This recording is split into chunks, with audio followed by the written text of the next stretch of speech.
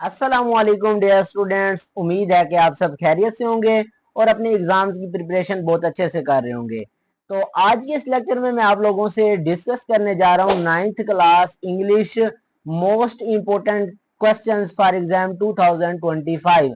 अगर आप लोग 2025 में एग्जाम देने जा रहे हैं तो ये आज का वीडियो लेक्चर आप लोगों के लिए बहुत ही फायदेमंद साबित होगा, क्योंकि आज के लेक्चर में मैं जो जो क्वेश्चंस आप लोगों से डिस्कस करूंगा इंशाल्लाह बोर्ड एग्जाम्स में इन्हीं में से ही पूछे जाएंगे। और ये जितने क्वेश्चंस हैं ये मोस्ट इंपोर्टेंट और मोस्ट रिपीटेड हैं बोर्ड एग्जाम्स के हवाले से।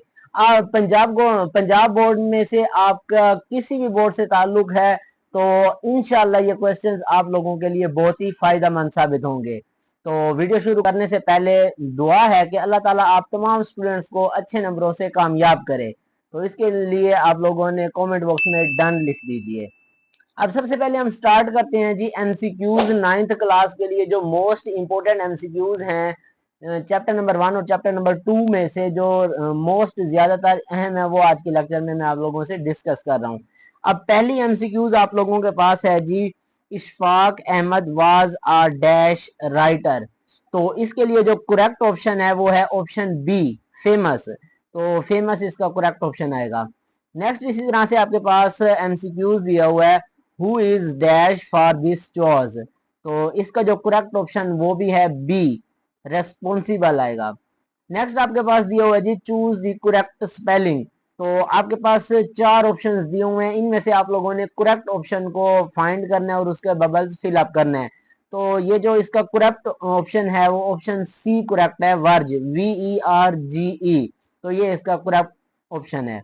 नेक्स्ट आपके पास है जी, इसमें से फिर भी आपने यही करेक्ट स्पेलिंग को चूज करना है। तो इसका जो करेक्ट ऑप्शन है जी वो है जी बी, पेशेंट, PATIENT।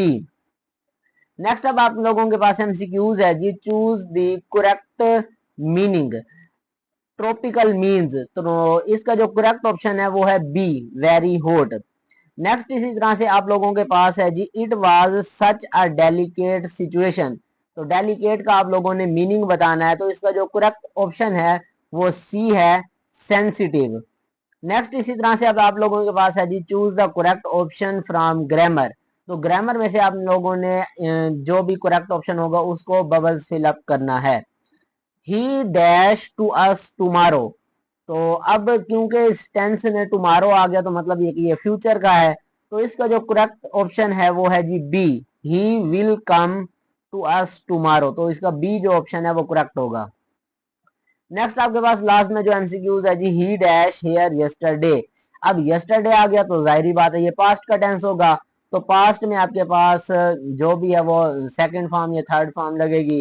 तो हैज कम, ये तो प्रेजेंट में आएगा, हैज है क्योंकि। अब केम जो इसका बी ऑप्शन है वो करेक्ट है, तो केम सेकंड फॉर्म है। विल कम क्योंकि ये नहीं लग सकता क्योंकि ये फ्यूचर है। और लास्ट में कम, ये भी प्रेजेंट के लिए फर्स्ट फॉर्म है। तो इसका जो करेक्ट ऑप्शन है वो बी है, केम। तो इस तरह से ये जो पहले दो चैप्टर्स में से मोस्ट इंपोर्टेंट और मोस्ट रिपीटेड एमसीक्यूज हैं, इनको आप लोगों ने अच्छी तरह से प्रिपेयर कर लेना है। होप सो इन्हीं में से ही आप लोगों के एग्जाम में पूछी जाएंगी। अब नेक्स्ट आप लोगों के पास शॉर्ट क्वेश्चंस दिए हुए हैं, वेयर इज मक्का सिचुएटेड। तो one of the most important short question है आप लोगों के बोर्ड एग्जाम्स के हवाले से। नेक्स्ट इसी तरह से आपके पास दिया हुआ है जी, how will you define patriotism. तो पेट्रियोटिज्म की आप लोगों ने डेफिनेशन बतानी है कि किस तरह से आप पेट्रियोटिज्म की डेफिनेशन को डिफाइन करेंगे। नेक्स्ट इसी तरह से आ जी, how does media provide us entertainment. तो मीडिया हमें किस तरह से इंटरटेनमेंट प्रोवाइड करता है, तो ये भी आपने इसका आंसर का जवाब देना है।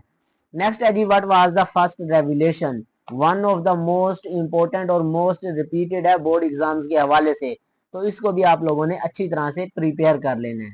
तो इस तरह से ये जो मोस्ट इंपोर्टेंट शॉर्ट क्वेश्चंस थे पहले दो चैप्टर्स में से वो मैंने आपके साथ डिस्कस कर लिए, इनको आपने लाजमन प्रिपेयर कर लेना है। नेक्स्ट अब आप लोगों के पास है जी लेटर्स। तो लेटर जो मोस्ट इंपोर्टेंट है जी, write a letter to your mother who is worried about your health. तो अपनी वालदा के नाम आप लोगों ने खत लिखना है, लेटर लिखना है जो कि आपकी सेहत की वजह से परेशान है। तो one of the most important है जी ये भी लेटर, बोर्ड में काफी मरतबा रिपीट हो चुका है। तो इस लेटर को आप लोगों ने अच्छी तरह से प्रिपेयर कर लेना है। नेक्स्ट है जी आप लोगों के पास write a summary of the poem daffodils. अब समरी जो है दो आप लोगों के सिलेबस में है, दोनों ही इंपॉर्टेंट रखती हैं, क्योंकि दो हैं, दो में से एक लाजमन आनी है। तो चाहे डैफोडिल आ जाए, चाहे स्टॉपिंग बाय वुड्स होना स्नो इवनिंग आ जाए, तो दोनों आप लोगों ने अच्छी तरह से प्रिपेयर कर लेनी है। लेकिन एग्जाम पॉइंट ऑफ व्यू से देखें तो डैफोडिल्स जो है वो ज्यादा मर्तबा रिपीट हो चुकी है। तो मेरा आपको यही मतलब ये कि राय होगी कि आपने दोनों ही समरीज को अच्छी तरह से प्रिपेयर कर लेना है, ताकि आप लोगों की प्रिपरेशन अच्छे से हो जाए और इम्तिहान में आप लोगों को मसाइल किसी का सामना ना करना पड़े।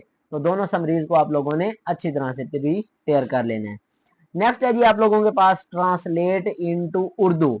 अब आपके पास एक पैराग्राफ दिया हुआ होगा, उसको आपने ट्रांसलेट करना है उर्दू में। तो ये आपके पास स्क्रीन पर शो हो रहा है जी, ये जो पैराग्राफ दिया हुआ है ये one of the most important है। ये भी बोर्ड एग्जाम्स में काफी मरतबा रिपीट हो चुका है, तो इसको आपने लाजमन प्रिपेयर कर लेना है और इसकी ट्रांसलेशन अच्छे से तैयार कर लेनी है। तो ये पहले चैप्टर में से है, तो पहले चैप्टर इंपॉर्टेंस रखता है बोर्ड एग्जाम के हवाले से, तो इसको भी आप लोगों ने जरूर प्रिपेयर कर लेना है। नेक्स्ट है जी आपके पास use the words in your own sentences. अब आपके पास ये वर्ड्स दिए हुए हैं, इनको आप लोगों ने सेंटेंसेस में इस्तेमाल करना है। अब पहला आपके पास है जी सेक्रीफाइस, नेक्स्ट है जी इंटरटेन, एंड थर्ड है आपके पास सेवियर। तो इन तीनों के आप लोगों को सेंटेंस बनाने आने चाहिए। ये जो आपके पास चैप्टर के एंड में एक्सरसाइज में दिए हुए हैं ये मोस्ट इम्पोर्टेंट होते हैं, और उनमें से भी जो ज्यादा इंपॉर्टेंट है वो ये वाले हैं, इनको आप लोगों ने जरूर प्रिपेयर कर लेने हैं। नेक्स्ट है जी आपके पास चेंज द वॉइस। क्वेश्चन होता है, एक आपके पास एक्टिव वॉइस दिया हुआ होता है, उसको आप लोगों ने पैसिव वॉइस में कन्वर्ट करना होता है। तो इन जो आपके पास ये तीन नजर आ रहे हैं, इन तीनों को ही आप लोगों ने तैयार कर लेने। वैसे तो एक्टिव वॉइस पैसिव वॉइस याद करने के तो नहीं है, इनके आप रूल्स पढ़ें, इनको किस तरह से एक एक्टिव को हम पैसिव बनाते हैं, तो और टेंसेस की तब्दीली कैसे करते हैं, तो इसको आप लोगों ने पढ़ लेना है। और उसके बाद ये वाले जो टेंस आपके पास ये तीन दिए हुए हैं एक्टिव वॉइस, इनको पैसिव बनाना है, इनकी आप लोगों ने प्रैक्टिस कर लेनी है। इसको आप अपने रजिस्टर पर नोट कर लीजिए। नेक्स्ट लास्ट में आपके पास दिया हुआ है जी ट्रांसलेट इनटू इंग्लिश। आपके पास लास्ट वन क्वेश्चन होता है कि एक आपके पास उर्दू में सेंटेंस होता है, जुमला होता है, उसको आप लोगों ने इंग्लिश में ट्रांसलेट करना होता है। तो इंग्लिश के ट्रांसलेशन के लिए आप लोगों को टेंसेस आने चाहिए। आप लोगों ने सारे जितने भी आपके सिलेबस में टेंसेस हैं, मतलब ये कि जितने भी हैं, उन तमाम को अच्छी तरह से आपने रिवाइज करना है, उनको पढ़ना है, समझना है। उसके बाद आपकी वोकेबलरी अच्छी होनी चाहिए, तो तब जाकर ये आपके पास सेंटेंसेस हो जाएंगे। और जो ज्यादा इंपॉर्टेंट है बेसिक, अब जो हैं आपके पास दो, इन दो को आपने प्रिपेयर कर लेना ताकि आप लोगों की टेंसेस की प्रैक्टिस हो जाएगी।